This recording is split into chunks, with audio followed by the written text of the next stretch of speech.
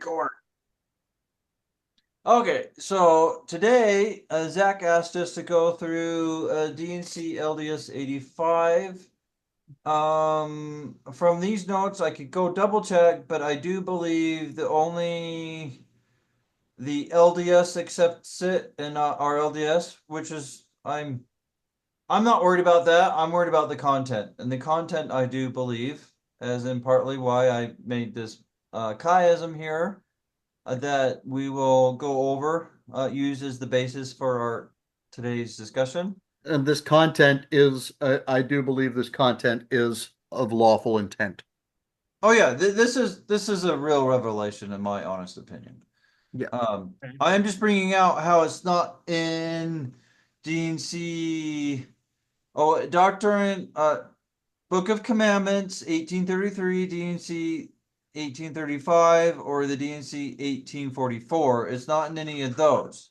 Yeah. But that is not an end all be all for deciding if something's good or not. It should be off of the content and comparing it and testing it with the rest of sorry, I'm hiccuping. Yeah. Words. All right.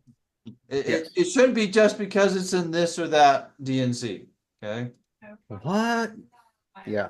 Anyway, there's some things in the 1835 Doctrine and Covenants that are sus anyway. Yeah, so we'll just show that real quick. There's only one that I know of off the top of my head. Yeah, only there's one section in there that's sus. Yeah, it's DNC 5 of 1835, LDS 102, RLDS 99, 1844 5.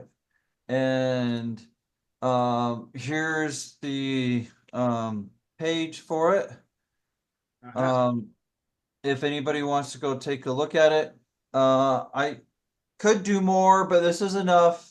Just enough to show that the notes taken during the meeting are different than the actual revelation. So, Wait, go back up. Which one was it? Oh, this is 1835 5, 1844 5, LDS 102, and RLDS 99. In other words, in your Doctrine and Covenants, section 102. Yeah.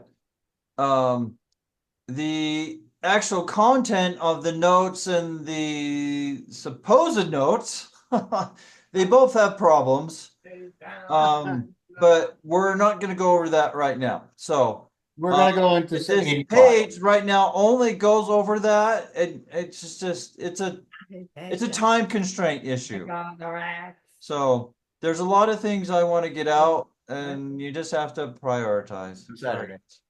If you want more, you want something specific, come to scripture study and talk with us. And then, because we go off of what people want, which is what we're doing right now. But anyways, okay. So we're test by content, not by which publication, right? Right. Because anyways, the 1835 section 5 is an example of that. That's right. So the reason I started questioning it, just since it got brought up, is because it contradicts how Torah states to do things. So then I started looking into it. And yeah, that even confirmed it even more. So anyways, I'll leave it at that. So anyways, so here's D&C LDS 85. We'll just start at the beginning and go through, unless we want to go stanza by stanza, because both have their pros and cons, right? Let's just kind of go through verse by verse. Okay, all right, we'll go verse by verse. Okay, Zach, would you like to start us with verse 1? Yeah.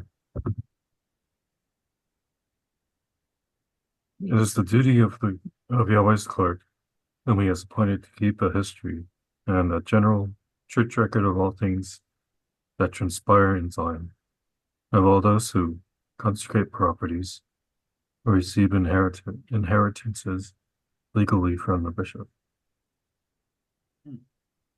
And then let's just do that last sentence of the A stanza. So maybe we'll do that just because they go better together. Right. So And also, read the blue. and also their manner of life, their faith and works. Okay. So one thing, part of Torah is to keep a history. Yep. Yep. So here is something in the D&C that is supporting Torah. It's And where it's Joshua getting was from. commanded to keep a record of the inheritances that he handed out. Yeah, which goes along with the things that the clerk does, right? Yeah. So yeah, that's an interesting is YHWH clerk, not just any old clerk. Yeah. So this and this could even go along with any clerk in any branch. I said branch on purpose because Yeah. ward is a Masonic word and is nowhere in the D&C. It's only branch in the D&C. Well, if they're the clerk of a branch, then they are YHWH's clerk. They've been appointed by YHWH. Well, there's branches in the Brighamite Church, but anyways, we'll leave it at that. Well, But I think the key word in here is in a general church record of all things that transpire in Zion. Well, right. And in the general church, He's specifying here what he's talking about. yeah, And He's this not talking is about the Brighamite Church. and I think that last line is actually really important, and also their manner of life, their faith and works. It's not it's not by faith alone that we become YHWH's people. Right. well, Because even the devils believe and tremble. well, okay. So this goes along on what definition of faith you're using. That's true. That's true. If you're Um, using the more complete definition, then I guess works are implied. But Right. Well, at least the definition I go by but if is you're going by the trust and diligence. Protestant definition of faith, faith alone is not sufficient. Sure. As I'll just leave depending on the definition used. So I will mentally assent. sure. Yeah. That's fine. I do think I know your intent, but Yeah. I'm being technical, Timmy. So Right. So yeah. So depending on your definition, faith works are inherent in faith, but I think he separates them here for a reason. well, their manner of life, how they're living, and faith here could be things specifically more religious. Okay. Maybe. And works have to do with their dealings with their fellow men, perhaps. Yeah. Okay, that makes sense. I mean, we can go look at some dictionary stuff, but that would be my quick educated guess right there. Okay. Yeah, but I mean that it makes sense. I wouldn't fight. I don't feel a need to fight with that. Okay.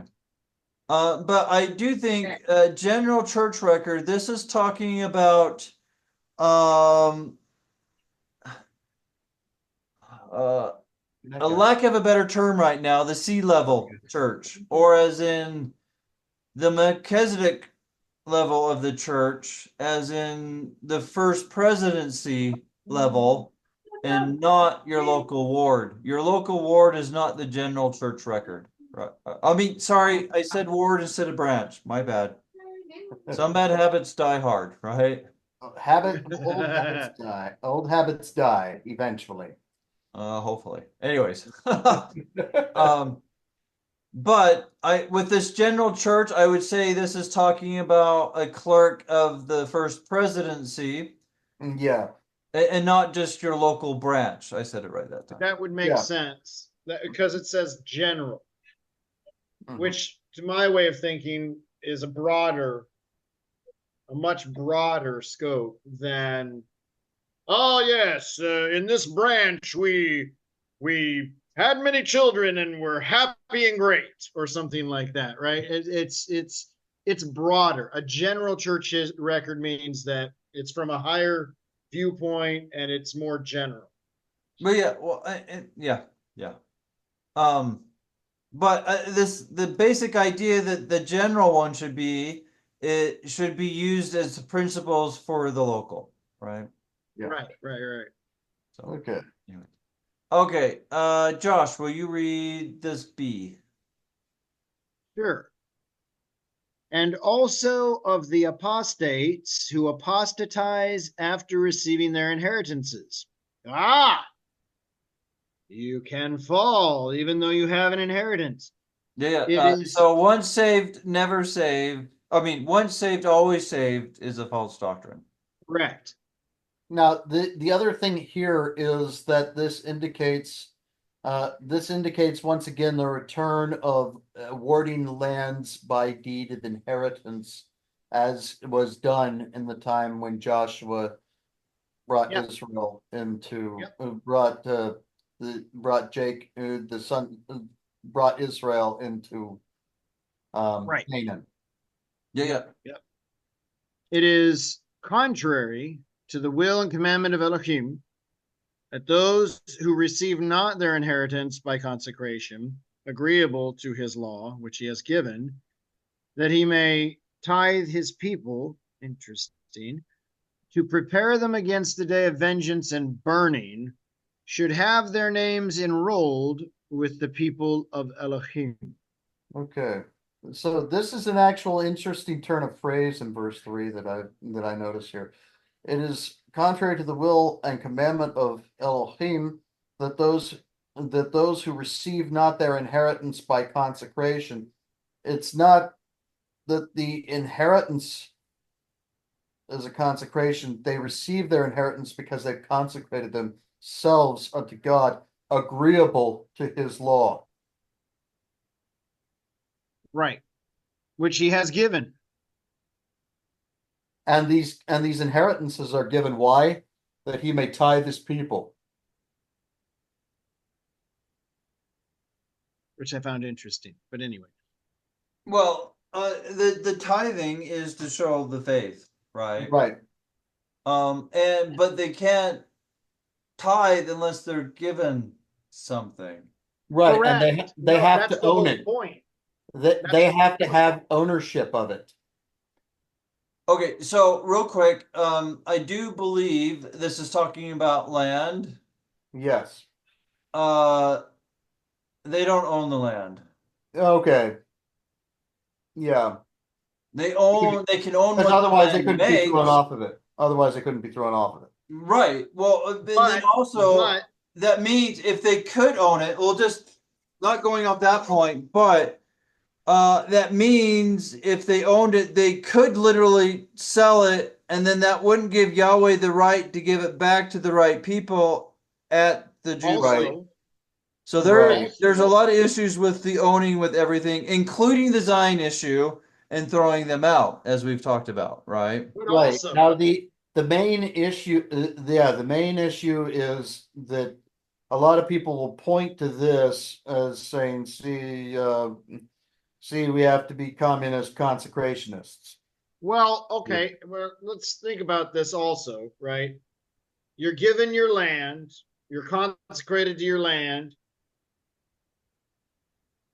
We work the land. Things come from the land. And as things come from the land and we are able to give to other people, that's also part of the tithe. Right. Right. It's that which is in abundance, that which is beyond what Exactly. you need. So anything that is given to Yahweh is consecration.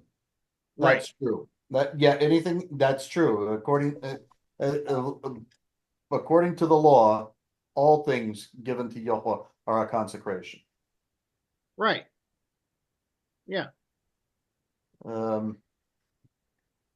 So but the most famous way, especially for the Brighamites, to do that is tithing. Is to tax you on all your earnings. Oh, okay. Yes. So we're talking, so we want to talk about the right way or the perverted way. But Well, that's the perverted way. Yes. yeah. The tax. Yeah. The 10% The right tax on way- everything. The Yeah. right way is the right way is not a 10% flat tax. The Right. Right. the Oh, right sorry. way, 10% membership fee. My bad. yeah, the right way is 10% of your increase. right. Right. Or another word for increase is surplus. Mhm. What? Oh, surplus? You mean So surplus? As yeah, in you so have more than you need? Oh. so so here this also points to something prophetically that when the roaring lions take back the land will be given to Yeshua, and he will and his servant will disperse the land by inheritance. According as, So as- according as his people have need by family lot. right. Right. So I don't believe the mighty strong one will be lotting out to each individual person. I do think he'll do the overall, and then other people will do each. Individual. I mean it makes sense because I think in the long run there's going to be a lot of people. Yeah, if he had to do all that, he would only be doing that, not his other tasks. So, Yeah. Right. but And there are a few overall, other he's in really charge of it, important but he's not going to tasks. do every single little detail of it. Right. And I was going to say, and there are some other really important tasks. and also in that- Doctrine and Covenants section 85 verse 3 again, this is another one of those fire insurance verses with regards to tithing. Yeah. Prepare against the day that he may tithe his people to prepare them against the day of vengeance and burning should their names those are the people who are agreeable to his law. They're tithed. They're prepared against the day of vengeance and burning. Those who are not agreeable to the law. So, I here's a theory of mine why I think this is kind of like an important point that's being brought out here. This tithing. So I'll try to walk us through it, okay? Yeah. Which of the 10 portions of Torah is tithing connected to? Well, I believe there's two, but there's one in specific I'm trying to get at. 10. Yes. 10. Thou And shalt not covet. you're right. Now, the problem here, if you're a coveting person, covetousness is a seed to the other sins. Yes. It opens the door to all else. This is why what caused Satan's downfall was covetousness. Yeah. Oh, yeah. He coveted the glory. He coveted the power. But he didn't want to do what was necessary. No, he just coveted it. He just wanted it for free. He didn't want to do he didn't want to do what Yahweh had done to gain his power. Yeah, okay. So covetousness is not just about only wanting something. It's True. about how you go about getting it.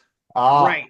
Or Yes. it's the lust that you Yes. want that over anything and everything else, even to the point of not getting it the way that you're supposed to get it. Okay. Right. And I Because- think I was kind of dancing around that, but yeah. Kind Because of getting there. Kind of. a but not- desire can cause you to grow up and start working towards something, right? That's true. Right. Desires in and of Yes. themselves are not bad. Right. It's how you go about gaining your desire is the problem. Right. Right. So anyways, because wanting more can lead you to get it the correct way. It could give you some motivation. Yes. Yes. But if you're just going to go, oh, I want this and you should just give it to me, that's covetousness. Sorry. Right. And that's evidenced very strongly in Moses, chapter 3, I believe. But yeah. And it's talking about Satan talking to God. I will do it, therefore give me thine honor. Right. He didn't want to do the work, right? He's just Yeah. like, I will do it, but first you have to give me the honor, and then he wouldn't do it. And that's generally how it works, right? But Right. That's never how it works. yeah. But that's generally how it works with the covetous person, is that they, Oh, Yeah, yeah. what Ben was saying is what I meant, so maybe I didn't say it the best way. yeah. All right. Zach, will you read? Oh wait, no, I think you did A. Ben, will you do Okay. the highlighted C? All right. Neither is their genealogy to be kept, or to be had where it may be found on any of the records of or history of the church.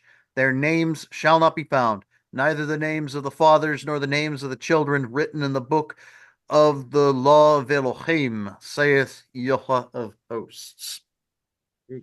Though the day cometh when those who will not listen to the man like unto Moses will be cut off from among the people. That's the same idea here. Yeah, so I mean that statement applies to multiple people, okay, Yep. like unto Moses, but ultimately, because whether if it's a Yah voice or I mean out of the mouth of Yah or the mouth of his servants, it's the same as in D&C 1. Yeah. It doesn't matter. Right. Doesn't. Right. But unless you become like him, there's a very small chance that he'll use you at least consistently to go out and teach the people. Right. So here's a question. Is the book of the law of God similar to the book of life? Yes. Revelation? So I personally, this will get into one thing I wanted to bring out here. I believe this is saying that nor the characters, so I've learned some since I've done this post, but Yeah.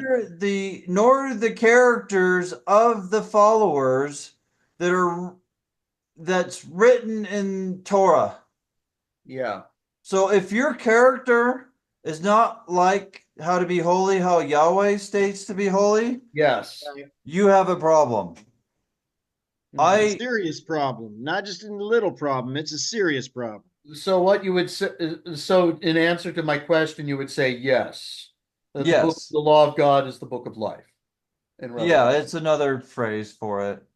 Yeah. Because what tells us how to live our life? Oh yeah, it was Torah. Silly. Yeah, Oh, geez. and Wow, another thing imagine is, the book of life points to the tree of life. Yes. The tree of life is delicious Yeshua. fruit. And we only go to the tree of life if we, oh yeah, if we keep Torah. Yeah, if we hold on to Oh the yeah, holding on to the. I rod think there was something about holding on to an iron rod all the way up to and staying on a straight and narrow path. Oh, Something. oh man, those aren't terms for Torah. No way. Not at all. Not at all. No. Yeah, I mean all that's just vastly mysterious. Okay. Oh, I'm sorry. Did I get rid of your mystery? I'm sorry. Yeah. Not. Even. No, it's actually quite plain. It is. It's there Okay. for anyone who wants to see it. Let's Now- just put it that way. Yeah. Now, genealogy to be kept. So, where is it to be kept? In the kingdom. Their genealogy or that group of people. This is Right. where you need to know multiple definitions for a word to help make things make sense, right? Let's Yeah. go look at the word genealogy. Yeah, because that can be. I mean, that could also be in relation to your tribe as well. Yes. Correct. So, Which is what it kind of says here. okay, so Josh, you want to read it real for us real quick? Sure. An account or history of the descent of a person or family from an ancestor, enumeration of ancestors and their children in the natural order of succession. And number 2, pedigree, lineage, regular descent of a person or family from a progenitor. So, Well, you know where we all come from, but anyway. So so this is a reference to being cut off from among the people. Neither is their genealogy. In other words, they're cut off from their tribe. They're done. They wouldn't Right. obey. They They're have been not agreeable to the law. They're cut off from their tribe. disowned. They're done. They have been disowned. Yes. right. So this goes along with people that are the same type there. So, Yeah. and a lot of times, this goes along with one of the 10 portions of Torah, how, Yahweh will curse up to 3 to 4 generations, and that's because that, generally speaking, we learn bad habits from our parents, Yeah, that's true. and then we keep doing them. Yep. I can Yep. tell you that practically every nasty joke that I know is because I got from my dad.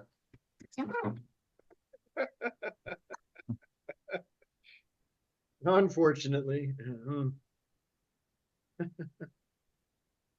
Yeah. So, anyways, Some of them really made me laugh, though. Anyways. but their names or their character shall not be found, right? And that's their Right. behavior, the way they're acting is not in Torah. I think Yeah.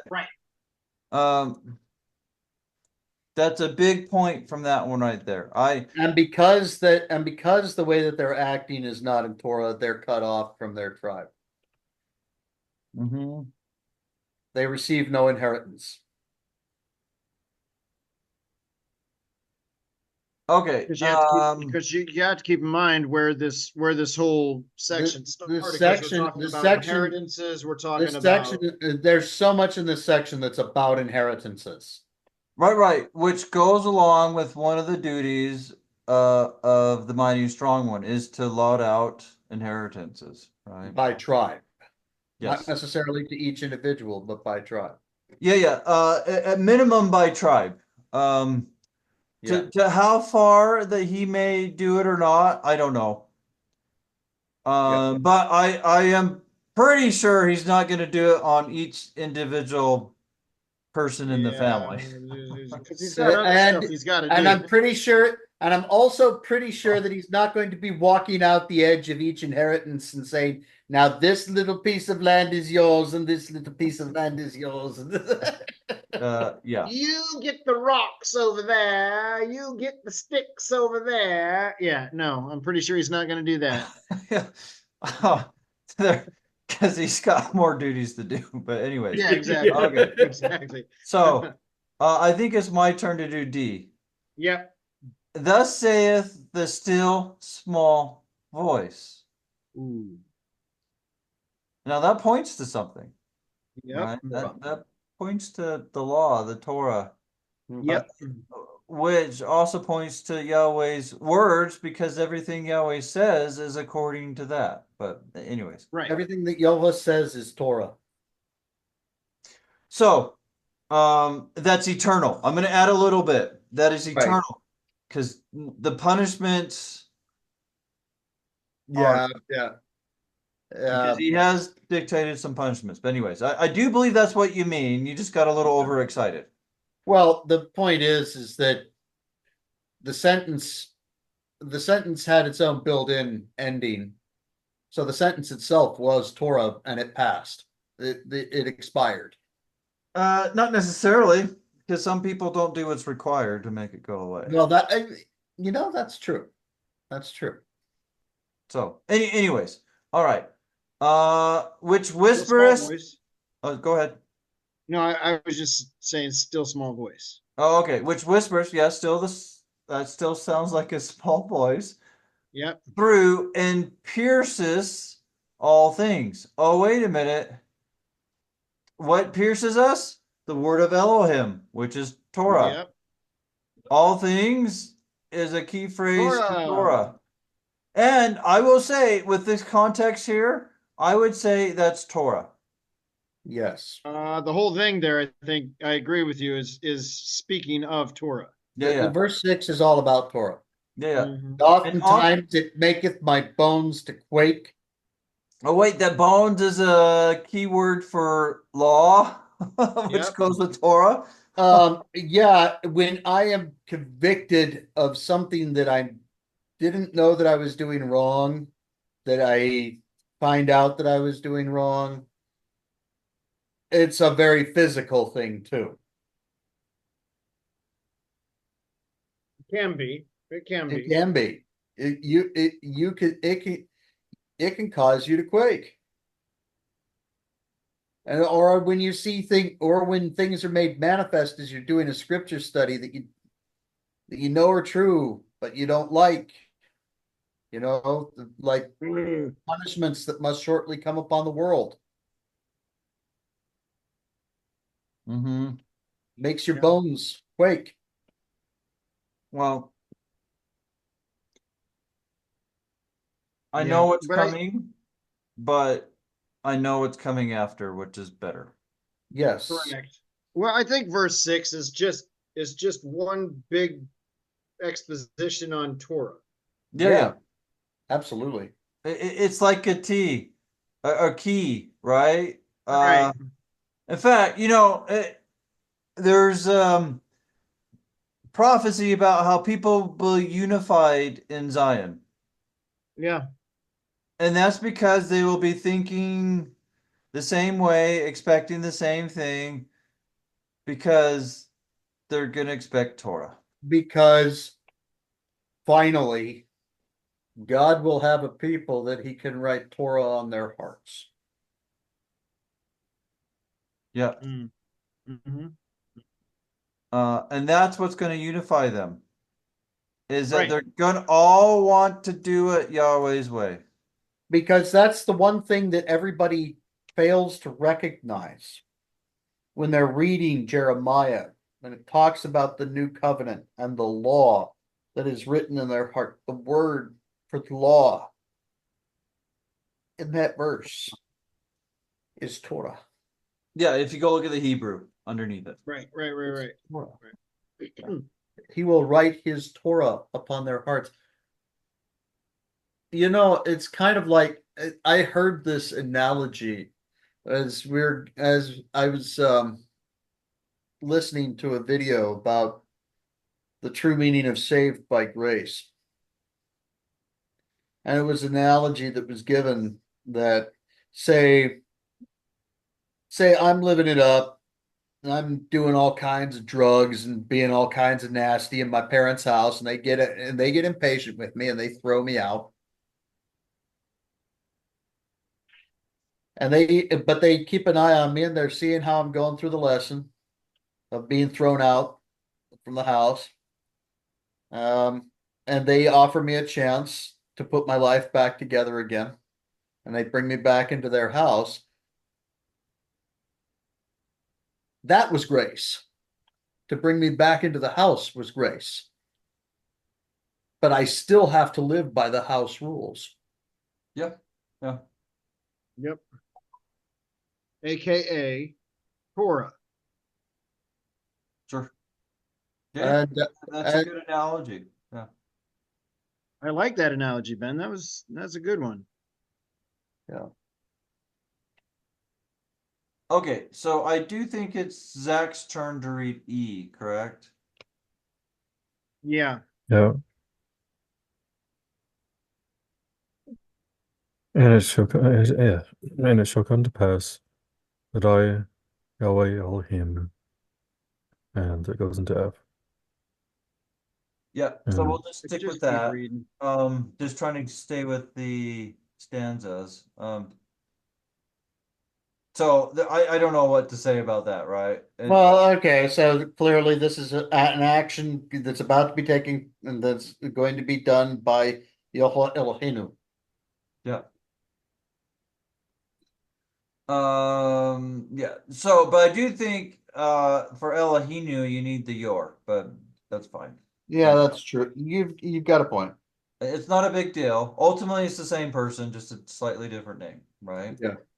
But and then Different conjugation, and you're right, you would need the your. So that's yeah, YHWH. that's not a big deal. I'm just I know when I'm probably not doing it yet, but I do have a goal when I see the your in front of it to do Elohinu. Yeah. But it may take some time. But anyways, um, okay, so I think it's Josh's turn. I forget the order. Sorry. Yep. We'll send one mighty and strong. Okay, so well, that's pretty simple. It's gonna send the mighty and strong one, right? There's not much to. I mean, it says what it says. It's pretty blatant. Not much exposition required. Yeah. Well, so the only thing I could say is at the E part, he's talking as if it had already happened because he knows it will. Right. So I anyways, this is future, not Yeah, it's future past. tense. Yeah, that's definitely future tense. Yeah. But this part is like, anyways, it's showing a surety that it's going to happen, Yeah. right? He's gonna send the Well, mighty and strong one. the way that's written and the way I'm reading it, it's all future tense. The interesting thing is that the Brighamites try to explain this one away by saying that it was conditional. Where's the conditional language in this? Yeah. It's It's pretty just blatant. happening. It's pretty straightforward. There's no conditions given. It's this will happen. Boom. Okay, so next section. Yeah, okay, so I think it's Ben's turn, right? Yeah. Or is it? Yeah, it's Master. Where is holding scepter of power? Let's see. Well, you just Yep, there, holding the scepter of power in his hand. Now that's okay. interesting. Holding the scepter of power in his hand. That's a bit of symbolism right there. Do you want to get into it? Yeah, the scepter is something that is the scepter is a symbol of the king's is a symbol of a king's power, authority, dominion, etc. Yeah. Right. Mm-hmm. But now the Yes, it is. scepter of power, holding the scepter of power means he holds the priesthood. Mm-hmm. That's literally what it means. Yeah. And in his hand is going off, he's gonna be using it in his works. Yeah, he holds the scepter of the power in his hand because his works are what has brought him the power. Because it is through his works that he has found grace and favor in the sight of YHWH Elohim. And through finding grace in his sight, he is given the priesthood, as we read about in Helaman chapter, I believe 11 or 10 or 11. So I agree with that. I'm gonna bring out another angle. Okay. He's gonna work miracles. Yeah. But the only reason he can't do that is because of what Ben stated. Mm-hmm. Well, it's also stated in 3rd Nephi that no man can do a miracle unless he's cleansed every whit from sin. Yeah, we can go look at that if you want. Let me change this sharing. As you see my notes that I'm making live. Oh, that's beautiful.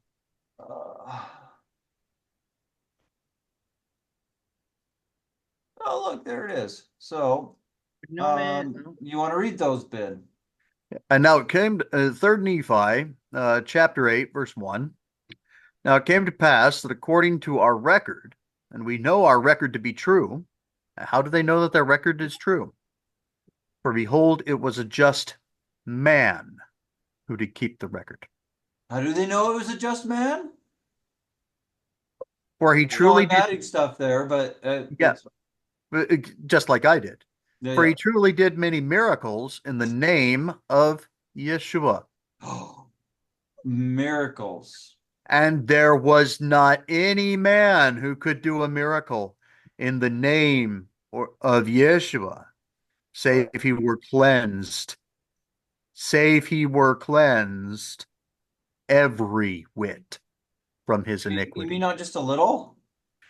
Meaning, No, not just the really bad, not just the really bad ones. meaning that he has received grace for his past transgressions and he has stopped sinning. Yeah, that leaves no room for confusion. You mean not just the really bad ones? No, yeah, and not just the ones that people can see.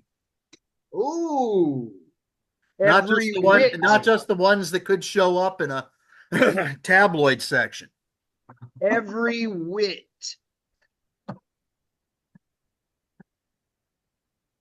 But yeah, that's a good point there, Ben. Yep. Not just the ones that people can see. Meaning that would go along to our thoughts and our desires. Yep. Well, and this is why King Benjamin says you have to watch your thoughts and your words and your deeds. That there's diverse ways that we can sin. So many ways that we can sin. He's not going to number them all, but suffice it to say that unless you watch your thoughts, words, and deeds, you're going to be in trouble. Yep. Paraphrased from the book of Benjamin. Yep. All right, guys, I'm sorry. I do have to go. It's midnight here. All right, Josh. I have to be up early. I'm sorry. Okay. Let's cast lots, maybe. Okay, so let me pause.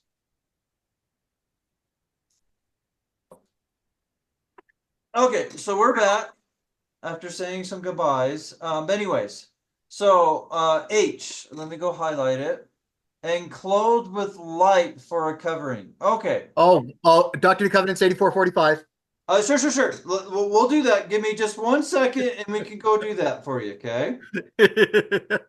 So light is an idiom for Torah. Yep. Covering is something that you're under, or Right. in this case, under is not the best term because generally with Paul in the New Testament, under the law means punishment. You're under the curse. Yeah, curse, punishments. So Yep. under is maybe not the best word here, but the covering shows that you're keeping. Maybe keeping's a better one here because you're clothed with it, Mm-hmm. and it's your covering. Mm-hmm. And so that you're doing it. Think more along the lines of robes, and what what you outwardly manifest. Correct.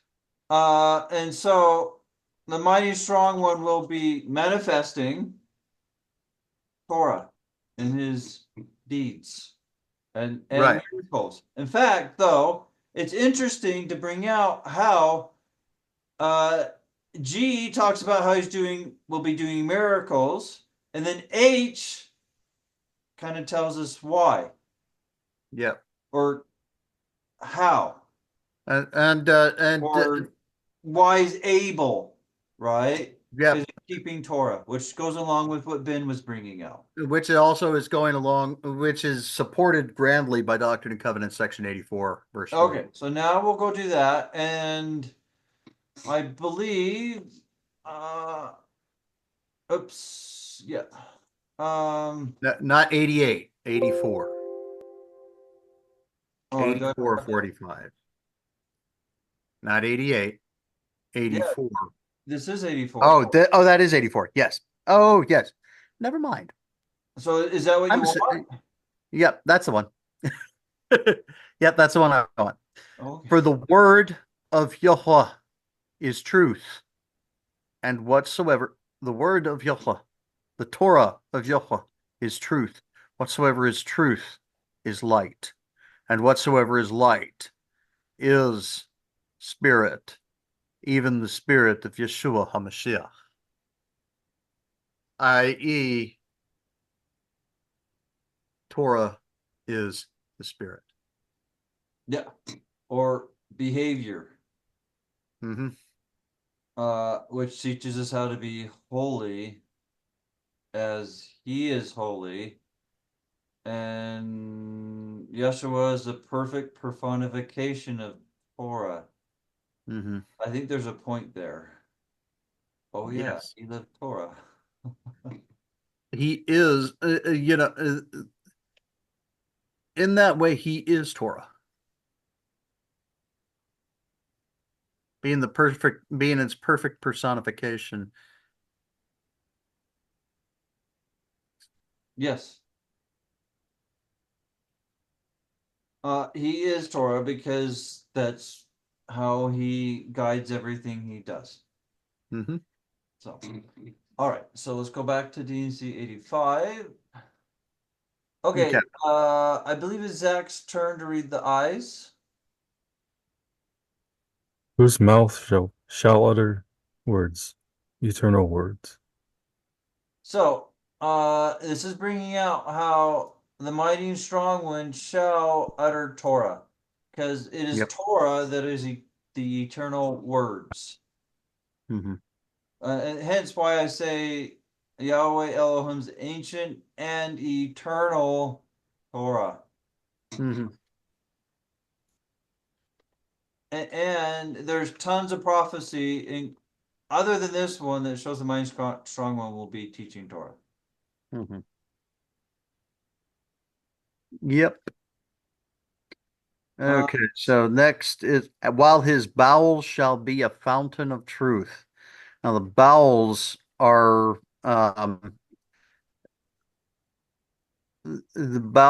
associated with mercy. Yep. And here it is, they shall be a fountain of truth. Mercy flows from Torah. Yes. In fact, I will maybe say it a little, I think a little stronger, but off of the same idea. Mercy is integral. I said, Integral. yes, thank you, to Torah. Yeah. Yeah. So without mercy, there couldn't be any Torah because Torah is about becoming. And without mercy, you can't become. Mm-hmm. Okay, so I think it's my turn to do G's. Mm-hmm. Oh, here's one that probably scares people here. To set in order the people, yeah, I know it says house, but it means people of Elohim, and to arrange by lot their inheritance. So he's going to teach them truth and help them keep truth and work out the land inheritance, which better is stated leases. And this goes back once again, the meek shall inherit the earth. Yes. Under the auspices of the mighty and strong one, who arranges by lot the inheritances of the tribes. Right. Now, so I do think it says inheritances, which when you go look at Joshua, it goes back to leasing and everything goes with that, which is partly Yeah. why Oh, absolutely. you can kick them out. But for those who are sanctified, that's who's been talking about. But this verse is talking about more than just the sanctified. It's Yes. talking about those in Zion, um, which are not necessarily sanctified. So there's Right. both points there, and I'm just trying to bring that out. Okay. Yep. Oh, absolutely. Absolutely. Yeah. Don't disagree with you at all. Yeah. So Zach, will you read F? Of the saints whose names are found, and the names of their fathers and of their children. And of the saints, the sanctified ones, whose character is found, along with the character of the fathers As in the prophets. and the people that they bring to Torah. Yeah. Or their children, which is a idiom for followers. So that goes exactly with what Ben said. So. Okay. But that, especially this F part, goes along with what Ben is saying about them inheriting the earth. So, anyways, okay. So I think Enrolled in the book of the law of Elohim, or the book of life. Their names are found in the book of life. so. I will say it another way: their character is found in Torah. Yeah. And just so that Christians can't get can't confuse themselves. Well, they still will want to because I'm bringing out how these different phrases connect with each other, right? Yeah, absolutely. Which is important to get rid of the confusion. Absolutely. Okay. And I think D is you. Yes. Okay. Well, that man who was called of Elohim and appointed, and this is going with the mighty and strong one that it talked about up earlier. I'm trying to find it. Anyways, we won't spend too much. That put forth his hand to steady the ark of Elohim, putting things back in order, shall fall by the shaft of death. He will die. Just like Revelations 11 brings out, like a tree that is smitten by the vivid shaft of lightning. So, Satan's followers are going to kill him. That's what the lightning goes along with it. Satan's followers, and these, I do believe, I don't know scripture to support this, but I do believe it'll be some high occultists under the Antichrist that are really love Satan a whole bunch are the ones that are going to do it because he and his partners are destroying their craft. Yep. These are the deeply initiated, the ones that are in on the pyramid. They're on the second level, the second from the top, because there's only room on the top of Satan's pyramid for one person. Yeah. Satan. Yeah. So let's just bring out how they're going to kill the mighty and strong one, which is in other places too. So these pretenders that have said they fulfilled all these prophecies that haven't died, which is all of them, they're pretenders. So, anyways, though, in one sense, since he's only going to be dead for 3.5 days, it could be a vacation. But anyways, that's partly serious, partly a joke. But anyway. Well, especially when you consider the state of the righteous between death and well, except that he won't be resurrected; he will be brought back to life. Yeah, he'll be brought back to life. His is a Lazarus event, but anyway. But still, he's still in that state of the righteous. Oh yeah, he's gonna be a jolly good old time. Right. Oh, it's a vacation. But anyways, all right. So I think it's Zach's turn, right? Yes. See, Zach's turn. And all they who are not found written in the book of remembrance shall find none inheritance in that day, but they shall be cut asunder, and their portion shall be appointed them among unbelievers, where are wailing and gnashing of teeth. Okay, so I do believe this part right here is talking about the fire and brimstone. Yes. Because that's who's left down below, and this even talks about Telestial. So it doesn't say that only the unbelievers. There's going to be some among the unbelievers, which points to Telestial. Yep. Right? Yep. Yeah, I can see that. Yeah, but they have no inheritance. And that's the thing about Telestial people, is that they don't actually have an inheritance. Right. They're in the kingdom, but they don't get anything. Right. They're leasing slash borrowing land from other people. Yep. Like was it the serfs in the old system? Is that the right Yeah, word? like the Or the serfs in peasants? Europe. Or, The serfs in Europe. Yeah. yeah. And then also we're wailing and gnashing of teeth. So teeth is symbolic of plans. They're Mhm. gonna come up with all these plans to try to get out and get back at God and whatnot, but they can't. Right. They are devoid of power. This is the thing that most people don't realize is that the primary power of the wicked is to convince you that they have power. That's the only power they have. Right. It's kind of Well, ironic. there are some who are deeply involved in demonology who can do some pretty freaky stuff, but It's it's not not them though. it's not them. Yeah.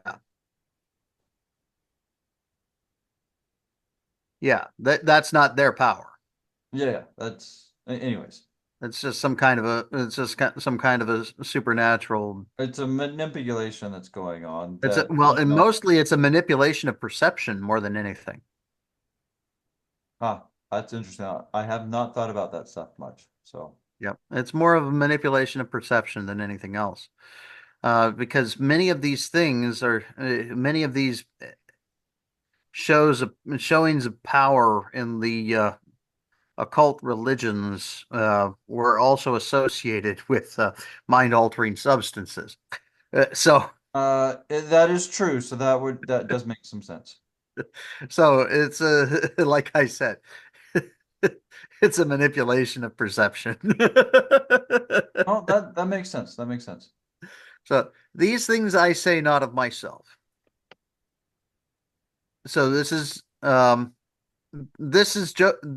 section 85 is an excerpt from a letter written by Joseph Smith to William W. Phelps. Um, and so he's saying all this up here, that's not me. I didn't say that.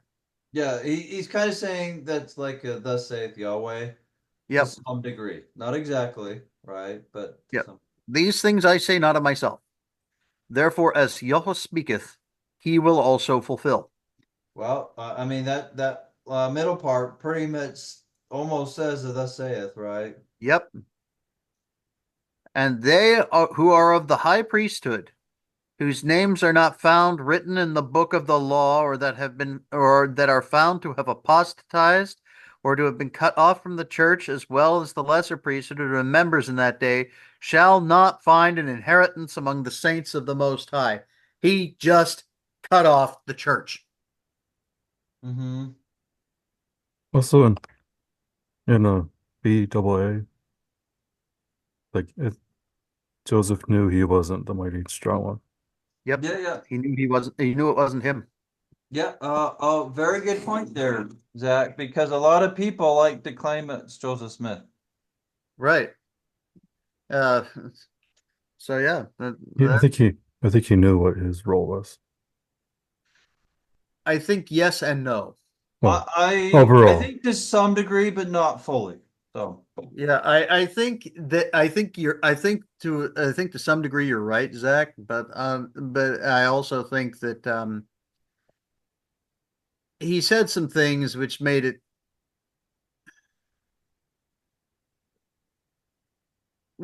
clear that he did not quite understand how far or what his reach was, what his scope was. in oh, some okay, areas he had a lot more than he shared. In other areas he was probably still figuring out. Yeah, Leave it at that. yeah. sure. So anyways. But he did know he was not the mighty and strong one. He knew that. And that much, and in saying that, you are correct, Zach. Yeah. But but when it comes, whether he knew he was Elijah,